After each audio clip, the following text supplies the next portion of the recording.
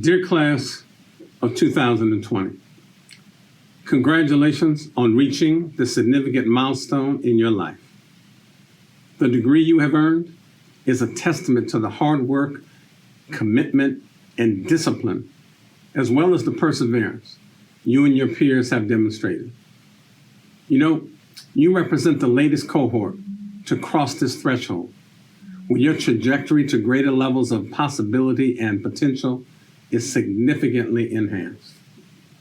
So I want you to please accept my congratulations and know that I and all of our guest speakers and performers assembled virtually today could not be more proud of your accomplishments and that of your families, friends, and loved ones who supported you along this journey. Yes, we must remember them too. Nobody gets by without a supportive village. Let me also bring greetings to this august body of political, musical, and entertainment and even media talent. And all of that expertise that has gathered today to celebrate your achievements, we all delight in your success, young people. You know, one of the most disappointing side effects of the ongoing COVID-19 health crisis for those of us that are in education has been the postponement of the 2020 commencement exercises. It is heartbreaking, literally heartbreaking, to think that many of you won't be able to participate in the official face-to-face commencement ceremony scheduled, where validating your academic journey and accomplishments is one of the greatest joys you and we experience. But rest assured, the trouble don't last always, young people. Families, you know that. Trouble don't last always, and your achievements will not be forgotten or bypassed due to this pandemic. We are so proud of all you have accomplished and impressed by the grit, the perseverance, and the determination in achieving this educational milestone. And yes, it is an educational milestone. Indeed, the great Algerian psychiatrist Frantz Fanon argued that each generation has an opportunity to fulfill its legacy or betray it. You, the class of 2020, have fulfilled the legacy of educational promise and pursuits that the ancestors left us, and they, along with the Creator, are smiling down on each of you from those spiritual places where they dwell. You know, it was Brother Malcolm, who sits over my shoulder, who argued that education is the passport to the future, for tomorrow belongs to those who prepare for it today. You students have engaged your academic journey with a commitment and determination to expand your base of knowledge across many academic subjects, by the way. You've also developed the necessary skills and competencies to apply that newfound information. You've consumed newly discovered facts and data, and hopefully they allow you to frame more cogent and persuasive arguments that anchor your perspectives. And hopefully you've challenged the personal biases and assumptions that prevent you from reaching the higher degrees of your potential. I hope you've done that.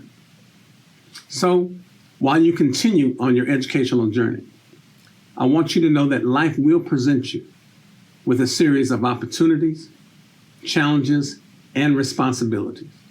But know that by attaining your degree and furthering your education at institutions like the California State University, Dominguez Hills, where I'm the president, or other universities in this state or across the nation, you will be better poised and positioned to meet those life endeavors with confident reassurance. Be sure about that. Now, today's virtual gathering should not and will not be dampened by the strength, right, and the terror going on.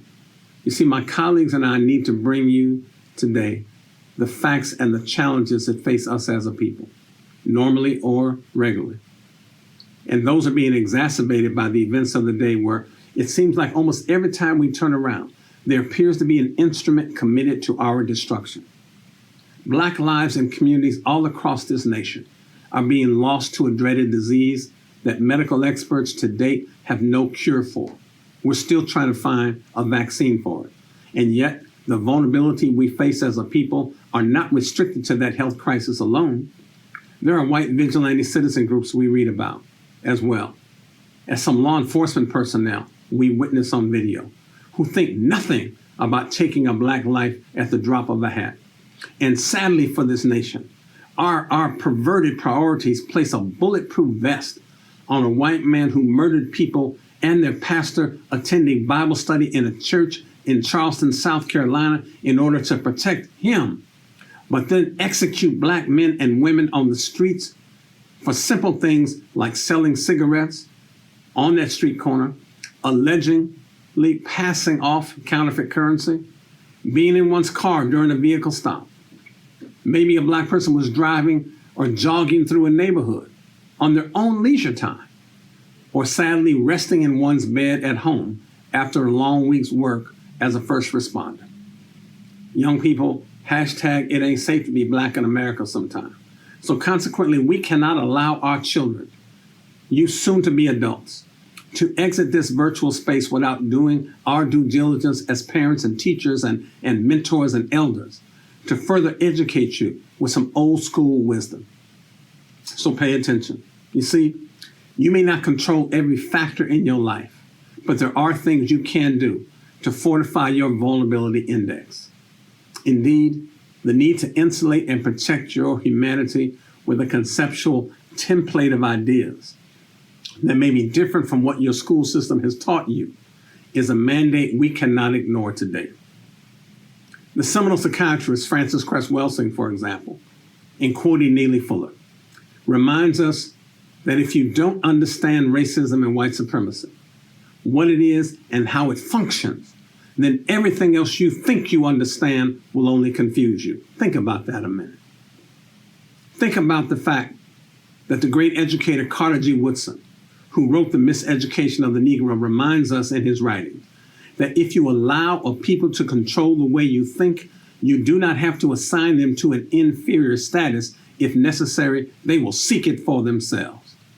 So consequently, one of the biggest challenges, young people, you will face in your life is not drugs, gangs, violence, poverty, or racism or white supremacy. They're all formidable obstacles. But the biggest challenge you will face is the need for mental liberation. Do not allow your minds to be conceptually incarcerated into thinking that your condition is one of stasis and cannot be changed for the better. It can. You see, the phenomenal educator and psychologist Dr. Asa Hilliard, he taught us, and we teach you today, that there is something wrong with an educational system that has left you a stranger to yourself, an alien to your culture, oblivious to your condition as a person of African descent, and inhuman to your oppressor.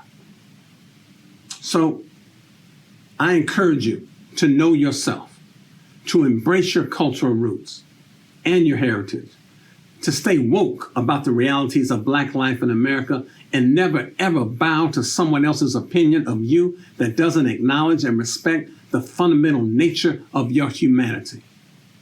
My teacher, the great Dr. Joseph L. White, the contemporary father of the Black psychology movement, taught me, and I teach you today, that you should never seek validation from your oppressor. Let me say that again. Never, ever seek validation from your oppressor. The oppressor's opinion should never be the standard against which you measure your worth as a human being. The problem, young people, will never be that some people in this world will have a negative opinion of you.